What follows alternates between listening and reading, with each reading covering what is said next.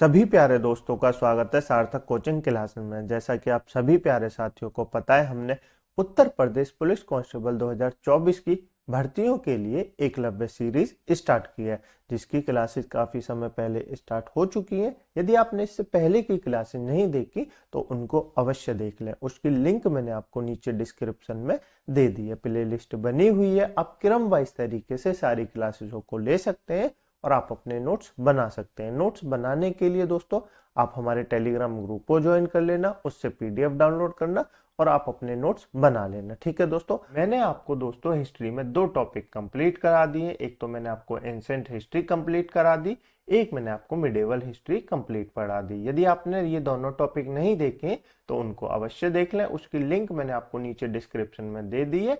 Play list बनी हुई है, आप क्रम वाइज तरीके से सारी क्लासेसों को ले सकते हैं। ठीक है दोस्तों, पिछली क्लास में हमने मॉडर्न हिस्ट्री स्टार्ट की थी। किसकी?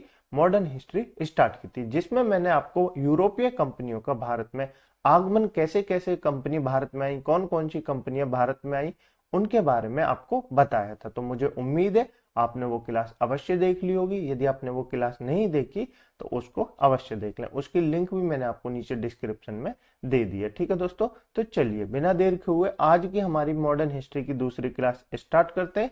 लेकिन उससे पहले जो प्यारे दोस्त नए हैं वो चैनल को सब्सक्राइब कर लेंगे, वीडियो को लाइक कर देंगे, दोस्तों में शेयर कर देंगे। ठीक है दोस्तों, चलिए अपनी क्लास स्टार्ट करते हैं। देखिए दोस्तों, पिछली क्लास में मैंने आपको पुर्तगाली कंपनी के बारे में बताया। मैंने आपको बताया कैसे कैसे पुर्तगाली भारत में आए, कैसे सन 1498 ईस्वी में वास्को डी गामा भारत आया, उसके जहाज का नाम क्या था, वो फिर दोबारा 1502 में आया, उसके बाद उसने 1503 में east the India company Bharat में स्थापित की। ये सब मैंने आपको पुर्तगाली कंपनी के बारे में बताया था। फिर उनके पतन का कारण बताया था, उनके साम्राज्य विस्तार के बारे में बताया था, उन्होंने गोवा पे कैसे कब्जा किया। ये सब मैंने आपको पुर्तगाली जो कंपनी थी उसके बारे में सारे डिटेल से बता दिया था।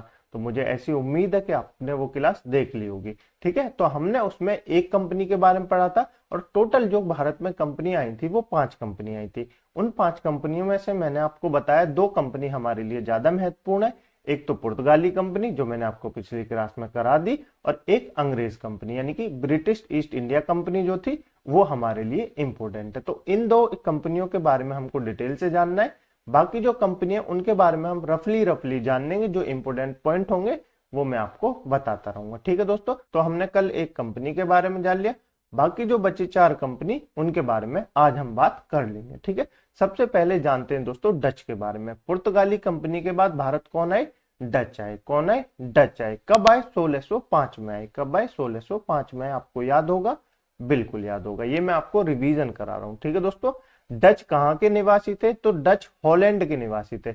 हॉलैंड को वर्तमान में किस नाम से जाना जाता है? तो हॉलैंड को वर्तमान में नीदरलैंड के नाम से जाना जाता है। किस नाम से जाना जाता है? नीदरलैंड के नाम से जाना जाता है।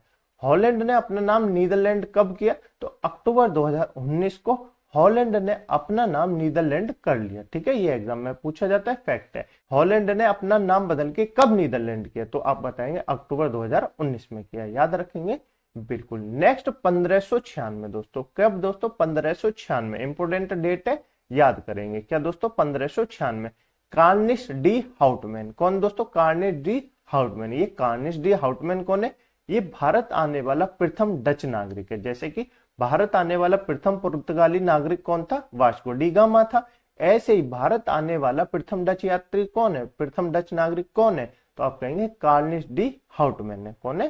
कार्निश डी हाउटमैन है। कब आया? 1596 में आया।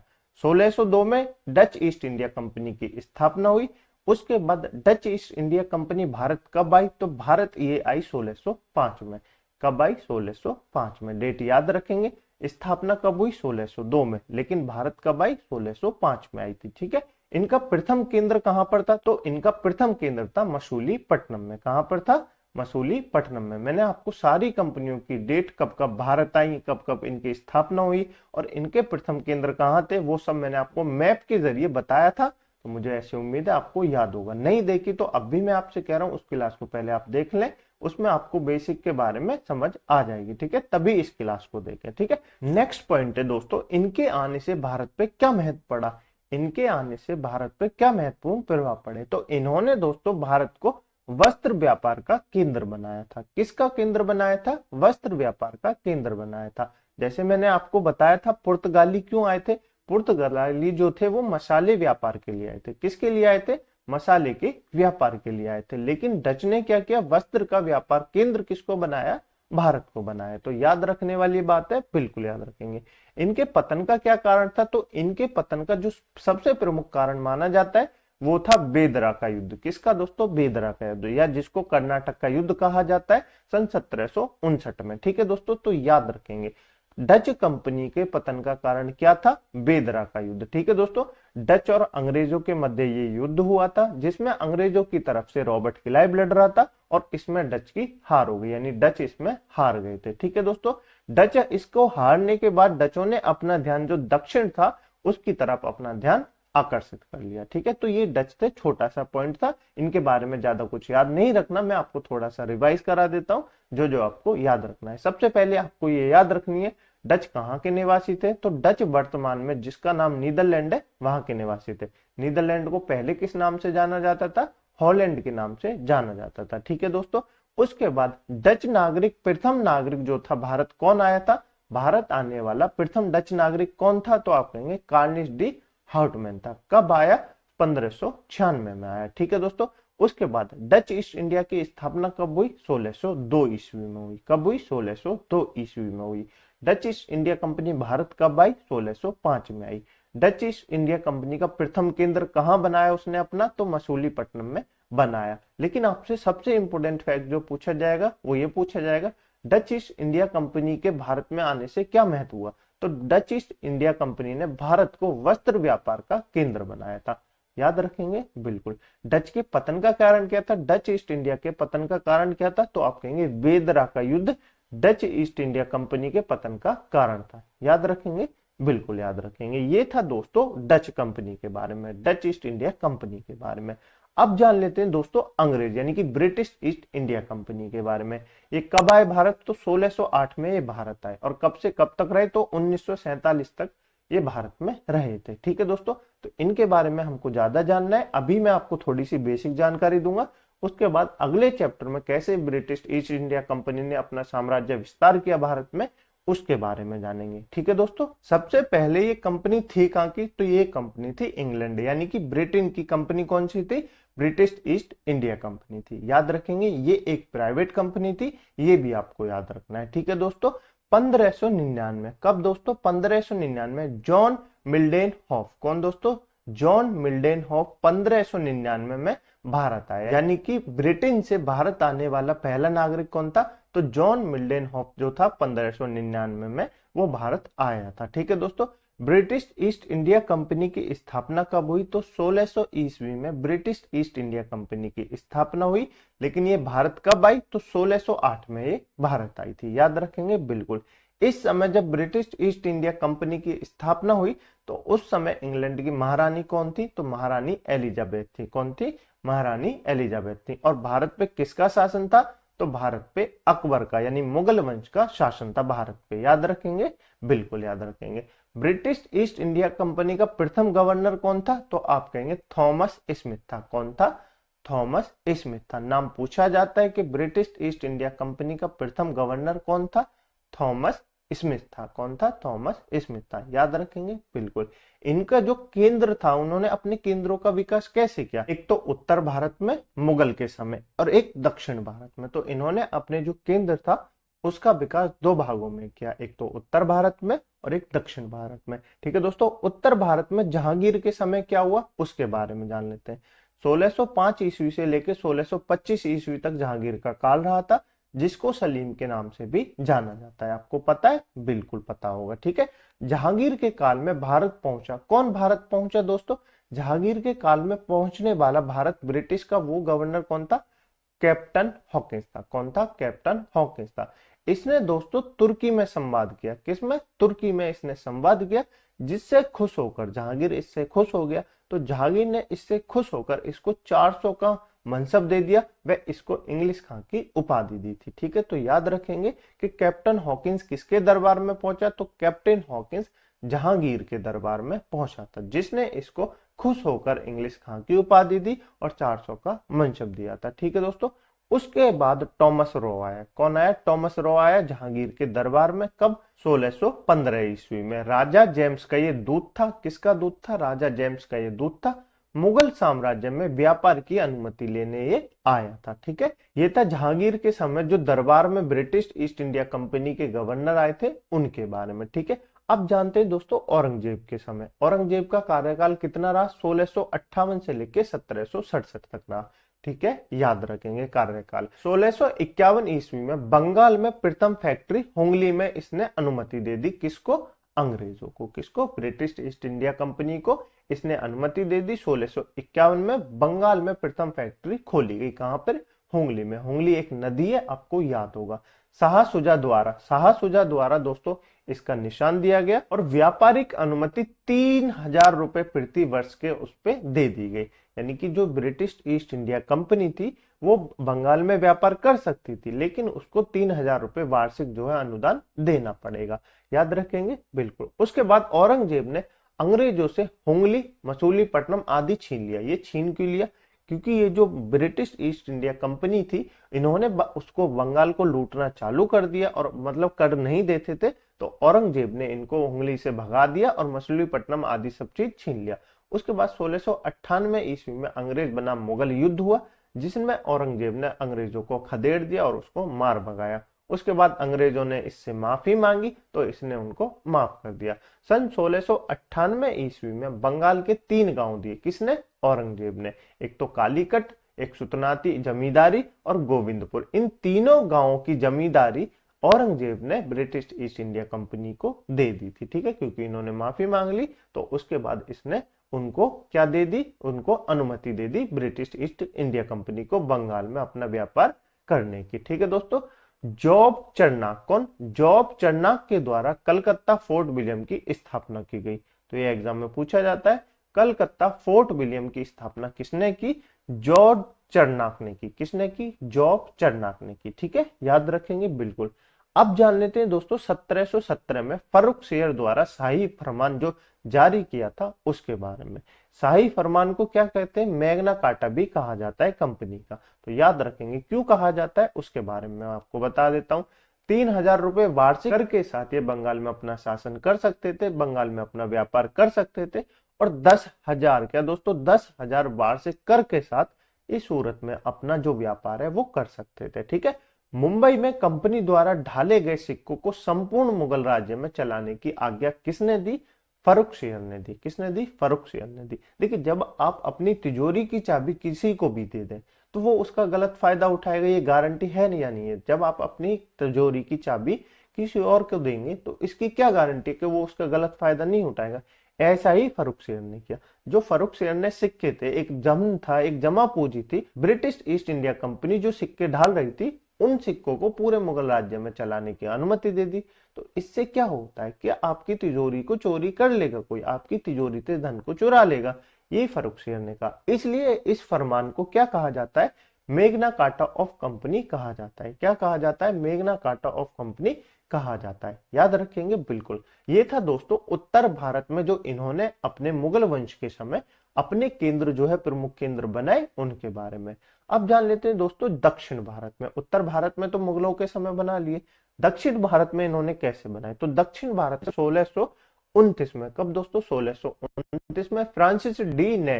किसने? फ्रांसिस डी ने चंद्रनगरी। क्या दोस्तों? चंद्रनगरी के राजा से मद्रास लिया। किससे लिया? चंद्रनगरी के राजा से मद्रास छीन लिया था। याद रखेंगे बिल्कुल। Fort Saint George. कौन? फोर्ट सेंट जॉर्ज द्वारा दक्षिण व्यापार केंद्र को बनाया गया था। फोर्ट सेंट जॉर्ज को दक्षिण व्यापार का केंद्र बनाया गया। याद रखेंगे बिल्कुल। नेक्स्ट 1661 में ब्रिटेन राजकुमार चार्ल्स प्रथम। कौन दोस्तों? 1661 में ब्रिटेन राजकुमार चार्ल्स प्रथम व पुर्तगाली राजकुमारी कैथरीन ऑफ ब्रिगेन्जा। कौन दोस्तों? कैथरीन ऑफ ब्रिगेन्जा का विवाह हुआ जिसमें पुर्तगालियों ने गिफ्ट में, क्या दोस्तों? गिफ्ट में बॉम्बई को किसको दे दिया? ब्रिटेन को दे दिया। किसको दे दिया? ब्रिटेन को दे दिया। तो ये थी बेसिक सी ब्रिटिश ईस्ट इंडिया कंपनी के बारे में जानकारी। अभी के लिए आप बस इतना ही जाने, बाकी मैं आपको अगली क्लास में बताऊंगा कैसे कैसे ब्रिटिश ईस्ट इंडिया कंपनी ने भारत में अपना विस्तार किया, कैसे कैसे भारत पे शासन किया। ठीक है, उसके बारे में अगली क्लास में जानेंगे। नेक्स्ट जान लेते हैं दोस्तों हम डेनिश कंपनी के बारे में। किसके? डेनिश कंपनी के बारे में। डेनमार्क की एक कंपनी है। कहाँ की कंपनी है? डेनमार्क की एक कंपनी है, डेनिश ईस्ट इंडिया कंपनी के नाम से इसको जाना जाता है। ये कब बनी दोस्तों? 1616 में बनी। कब बनी? 1616 में। इसने अपना प्रथम केंद्र कब बनाया? प्रथम केंद्र 1620 ईस्वी में। कहां पर बनाया? त्रंबकेर तमिलनाडु में बनाया। कहां पे? त्रंबकेर तमिलनाडु में बनाया था। ठीक है दोस्तों। उसके बाद 1676 में इसने द्वितीय फैक्ट्री कहां पे खोली? श्रीरामपुर में। कहां पे? श्रीरामपुर बंगाल में इसने अपनी द्वितीय फैक्ट्री खोली थी। तो आप ये भी याद रखेंगे, पहली फैक्ट्री तो आपको याद है, लेकिन दूसरी भी आपको याद रखनी है। ठीक है दोस्तों। उसके बाद सन 1845, क्या सन 1845 ईस्वी में अंग्रेजों को ये अपनी सभी फैक्ट्रियां बेचकर चले गए। तो यहाँ से क्या होता है? डेनिश भी समाप्त हो जाता है। मैंने कहा ना, डच और डेनिश मात्र छोटे से व्यापारिक कंपनी थी जो भारत में ज्यादा दिन नहीं टिक पाई, ज्यादा वर्ष नहीं टिक पाई, क्योंकि अंग्रेजों ने उन्हों से अपनी सत्ता छीन ली। क्योंकि ब्रिटिश ईस्ट इंडिया कंपनी एक प्राइवेट कंपनी थी, बाकी सब ये सरकारी कंपनी थी। ठीक है, तो इतना था डेनिश के बारे में। अब आपको डेनिश, डच और अंग्रेज तीनों के बारे में पता चल गया। अब जो हमारी लास्ट कंपनी बची है वो है फ्रांसीसी कंपनी। कौन सी? फ्रांसीसी कंपनी। बस इसके बारे में और जान लेते हैं, बाकी हमारी पांचों कंपनी के बारे में पता चल जाएगा। छोटी छोटी जानकारियां मैंने आपको बता दी है। ठीक है, फ्रांसीसी कंपनी फ्रांस की कंपनी, जैसे नाम से ही आपको पता चलता हो फ्रांस की कंपनी है फ्रांसीसी। सबसे अंत में आई हुई कंपनी है, यानी कि पहले कौन आई? पुर्तगाली आई, उसके बाद डच आए, फिर अंग्रेज आए, फिर डेनिश आए, और अंत में कौन आया? फ्रांसीसी कंपनी आई। ठीक है, तो सबसे अंत में आई कंपनी कौन सी है? यूरोपियन कंपनी फ्रांसीसी कंपनी है। ठीक है, 1664 ईस्वी में, कब? 1664 ईस्वी में कंपनी ने देश इंदेश ओरिएंटल्स, क्या दोस्तों? देश इंदेश ओरिएंटल्स के नाम से फ्रेंच ईस्ट इंडिया कंपनी, क्या कहा जाता है इसको? फ्रेंच ईस्ट इंडिया कंपनी के नाम से जाना जाता है। ये भारत आई थी। ठीक है, याद रखेंगे। उस समय राजा कौन था फ्रांस का? तो राजा लुई 14 था। कौन था? राजा लुई 14वां था। याद रखेंगे बिल्कुल। उस समय वित्त मंत्री भी पूछे जाते हैं दोस्तों एग्जाम में, कि जब फ्रांसीसी ईस्ट इंडिया कंपनी भारत आई तो उस समय फ्रांस के वित्त मंत्री कौन थे? तो कॉलबर्ट थे। कौन थे? कॉलबर्ट थे। याद रखेंगे, बिल्कुल याद रखेंगे। ये कंपनी एक पूर्णतः सरकारी कंपनी थी। कैसी थी? पूर्णतः, यानी पूरी तरह सरकारी कंपनी थी। याद रखेंगे बिल्कुल। इनके कुछ मुख्य केंद्र हैं, उनके बारे में भी मैं आपको बता देता हूं, जिसके बारे में आपको जानना चाहिए, एग्जाम में पूछे जाते हैं। सन 1668 ईस्वी में ये भारत आई थी। कौन सी? फ्रांसिस ईस्ट इंडिया कंपनी, यानी French east India company Bharat कब आई? 1668 ईस्वी में आई। इन्होंने अपनी प्रथम फैक्ट्री कहाँ स्थापित की? तो इन्होंने अपनी प्रथम फैक्ट्री सूरत में स्थापित की। ठीक है, और द्वितीय फैक्ट्री कहाँ स्थापित की? मसूलीपट्टनम में द्वितीय फैक्ट्री स्थापित की। तो दोनों फैक्ट्रियों के बारे में आप याद रखेंगे। पहली कहाँ की? सूरत में, दूसरी कहाँ की? मसूलीपट्टनम में। ठीक है, इनके भी पतन का क्या कारण था? तो इनके पतन का कारण था सन 1742 तक मात्र ये व्यापार करते रहे, लेकिन उसके बाद सन 1742 के बाद डुप्ले को फ्रांसिस का गवर्नर बना गया, जिसने साम्राज्य विस्तार की नीति को अपनाया। देखिए, 1742 तक तो ये सिर्फ व्यापार करते रहे। क्या करते रहे? व्यापार करते रहे। जब इनको लगा कि अंग्रेज यानी British east India company Bharat में अपना साम्राज्य स्थापित करने वाली है, तो हम भी पीछे क्यों रहे? तो डुप्ले को फ्रांसीसी गवर्नर बनाया गया सन 1742 ईस्वी में। इसने साम्राज्य विस्तार की नीति को अपनाया। भारतीयों के आंतरिक मामलों में इसने हस्तक्षेप करना स्टार्ट कर दिया था फ्रेंच ईस्ट इंडिया कंपनी ने, और एक प्रकार की सहायक संधि जो व्यवस्था थी उसको इसने अपनाया था। ठीक है, तो फ्रांसिस कंपनी ने क्या क्या किए वो आपको पता चल गया। छोटा सा ही है, बस ज्यादा पॉइंट आपको नहीं याद रखने। इनकी असफलता के कारण क्या है फ्रांसिस ईस्ट इंडिया कंपनी के, फ्रेंच ईस्ट इंडिया कंपनी के? तो इनकी असफलता के कारण है ये जो कर्नाटक का युद्ध है, ये इनकी असफलता के कारण है। ठीक है दोस्तों, 3 कर्नाटक युद्ध हुए, आपको तीनों के बारे में याद रखना है, एग्जाम में पूछा जाता है कब कब हुए, किस किस के बीच हुए और इनके परिणाम क्या निकले थे। तो ये मैं आपको बताता चलूंगा, आप नोट करते चलेंगे। ठीक है दोस्तों, प्रथम कर्नाटक युद्ध कब हुआ? सन 1746 से लेकर 1748 तक हुआ। डेट याद रखनी है, कब हुआ? सन 1746 से लेकर 1748 तक हुआ। किस किस के बीच हुआ? ऑस्ट्रेलिया के उत्तराधिकार के लिए हुआ। किसकी हुआ? ऑस्ट्रेलिया के, ऑस्ट्रेलिया एक जगह है, एक देश है, उसके उत्तराधिकार के लिए ये युद्ध हुआ था। ठीक है, इसमें ऑक्सल ला स्पेल की संधि हुई थी। क्या हुई थी? ऑक्सल ला स्पेल की इसमें संधि हुई थी।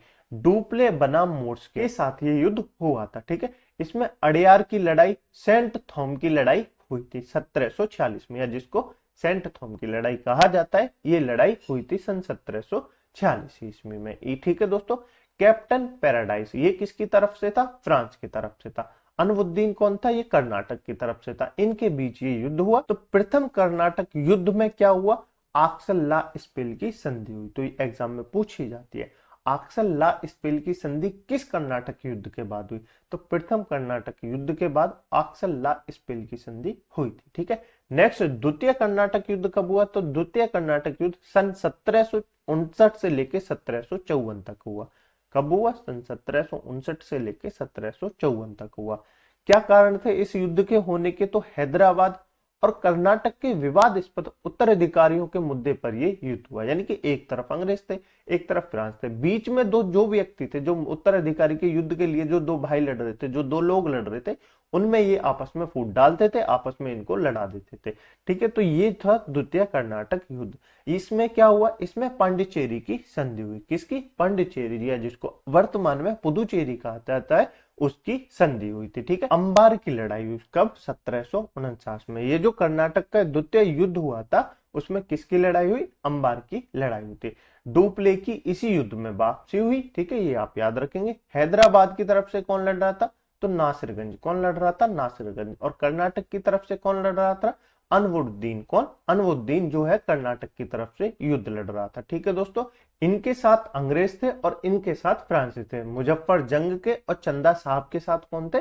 फ्रांसीसी थे। ठीक है दोस्तों, नसरी जंग और अनवुद्दीन के साथ कौन थे? तो अंग्रेज थे। तो ये आपको याद रखना है कि द्वितीय कर्नाटक युद्ध के बीच क्या हुआ, क्या परिणाम हुआ? तो पुदुचेरी की संधि हुई। किसकी? पांडिचेरी या पुदुचेरी की जो है वो संधि हुई थी। ठीक है, याद रखेंगे। उसके बाद तृतीय कर्नाटक युद्ध। कौन सा? तृतीय कर्नाटक युद्ध कब हुआ? 1758 ईस्वी में हुआ, 1763 तक। कब हुआ? 1758 से लेके 1763 तक हुआ। ठीक है, इसके कारण क्या थे? तो सप्तवर्षीय युद्ध का भारत में विस्तार हुआ। किसका? सप्तवर्षीय युद्ध का भारत में विस्तार हुआ सन 1756 से लेके 63 तक। इसमें परिणाम क्या हुआ? तो इसमें पेरिस की संधि हुई। क्या हुआ? पेरिस की संधि हुई। फ्रांस का गवर्नर कौन था? लाली था। कौन था? लाली था। याद रखेंगे। उसके बाद वांडीवास का युद्ध हुआ। वांडीवास का युद्ध कब हुआ? 12 जनवरी 1760 को हुआ। कब हुआ? 12 जनवरी 1760 को वांडीवासी का युद्ध हुआ। याद रखेंगे बिल्कुल। इस युद्ध में जीता कौन? तो इस युद्ध में अंग्रेज यानी ब्रिटिश ईस्ट इंडिया कंपनी जीत गई थी। आयरकूट के साथ कौन थे? अंग्रेज थे। और लाली के साथ कहां का था? फ्रांसिस था। ठीक है, तो ये आपको याद रखना है। ये कर्नाटक युद्ध के बाद ही फ्रांसिसों की जो शक्ति थी, जो फ्रेंच ईस्ट इंडिया कंपनी की जो पावर थी, वो समाप्त हो गई। मैंने आपको बताया कैसे समाप्त हो गई, क्योंकि फ्रेंच ईस्ट इंडिया कंपनी एक कैसी कंपनी थी? एक सरकारी कंपनी थी। ठीक है, और जो ब्रिटिश ईस्ट इंडिया कंपनी थी वो कैसी कंपनी थी? एक प्राइवेट कंपनी थी। ठीक है, तो ये इनकी असफलताओं के कारण भी माने जाते हैं। नेक्स्ट हम जान लेते हैं फ्रांस की असफलता के जो कुछ कारण है प्रमुख, उनके बारे में जान लेते हैं। तो फ्रांसीसियों का यूरोप की राजनीति में उलझना, ये भी एक प्रमुख कारण माना जाता है। देखिए, इंडिया में तो वो राज कर रहे हैं, इंडिया में तो फ्रांसीसी अपना शासन कर रहे हैं, लेकिन वो यूरोप की राजनीति में भी उलझ गए हैं और इधर भी देख रहे हैं। तो इनकी ये जो है एक असफलता का कारण माना जाता है। ठीक है, अंग्रेजों की बंगाल में विजय हो जाती है इसी के साथ। अगर ये फ्रांसीसी यूरोप की राजनीति में नहीं उलझते तो अंग्रेज जो है इनके हाथ से बंगाल नहीं छीन पाते। नेक्स्ट जो मानी जाती है वो है कंपनियों के स्वरूप में असमानता है। स्वरूप मतलब ये जो फ्रांसीसी ईस्ट इंडिया कंपनी थी, फ्रेंच ईस्ट इंडिया कंपनी थी, ये कैसी कंपनी थी? आप कहेंगे सरकारी कंपनी थी। सरकारी कंपनी थी, लेकिन ब्रिटिश ईस्ट इंडिया कंपनी कैसी थी? एक प्राइवेट कंपनी थी। तो राजनीतिक नेतृत्व भी अलग अलग था। सरकारी कंपनी फंड इतना नहीं देती, सरकार आपको पता है फंड कितना देती है, लेकिन प्राइवेट कंपनी तो उसके तो अपने हाथ में। तो वो क्या थी? ये भी कंपनियों के स्वरूप में भी असमानताएं थी, यानी कि राजनीतिक नेतृत्व अलग अलग था। ठीक है, नेक्स्ट दोषपूर्ण प्रशासन प्रणाली। दोषपूर्ण शासन प्रणाली, डुप्ले की भूमिका जो थी ना दोषपूर्ण शासन प्रणाली, अगर ये सिर्फ व्यापार करते रहते तो फ्रांस जो फ्रेंच ईस्ट इंडिया कंपनी है वो कभी असफल नहीं होती। लेकिन डुप्ले ने क्या किया? साम्राज्य विस्तार की जो नीति अपनाई है उसके भी ये दोषपूर्ण शासन प्रणाली मानी जाती है, फ्रांस की असफलता का कारण माना जाता है। कमजोर नौसैनिक शक्ति। फ्रांसीसी ईस्ट इंडिया का पास दोस्तों कमजोर नौसैनिक थी, लेकिन ब्रिटिश ईस्ट इंडिया का पास काफी मजबूत नौसैनिक शक्ति थी। तो ये भी एक परिणाम माना जाता है फ्रांस की असफलता के कारण। और अयोग्य उत्तराधिकारी थे, ठीक है। डुप्ले अच्छा खासा गवर्नर था, उसके बाद जो आए वो अयोग्य उत्तराधिकारी आए थे, ठीक है। तो ये था कुछ जो कंपनियां बच गई थी। एक कंपनी मैंने आपको पिछली क्लास में करा दी थी और बाकी 4 कंपनियों के बारे में मैंने आज आपको बता दिया। मुझे उम्मीद है आपको क्लास अच्छी लगी होगी। यदि आपको क्लास अच्छी लगी है तो वीडियो को लाइक कर दें, दोस्तों में शेयर कर दें, चैनल को सब्सक्राइब जरूर कर लें। इस क्लास की पीडीएफ डाउनलोड करने के लिए आप हमारे टेलीग्राम ग्रुप को ज्वाइन कर लेना। उसकी लिंक मैंने आपको नीचे डिस्क्रिप्शन में दे दी है। टेलीग्राम ग्रुप को अवश्य ज्वाइन कर लें, क्योंकि ये वाली क्लास और आने वाली सभी क्लासेसों की पीडीएफ आपको टेलीग्राम ग्रुप पर ही मिलेगी। ठीक है दोस्तों, क्लास कैसी लगी कमेंट बॉक्स में अपने ओपिनियन अवश्य बताया करें, ठीक है। मुझे उम्मीद है वैसे आपको क्लास अच्छी लगी होगी, आपके एग्जाम के लिए बेनिफिशियल रहेगी, ठीक है। चलिए मिलते हैं अगली क्लास में, एक नए चैप्टर को स्टार्ट करेंगे मॉडर्न हिस्ट्री में। तब तक के लिए अपना ध्यान रखिएगा। जय हिंद, जय भारत।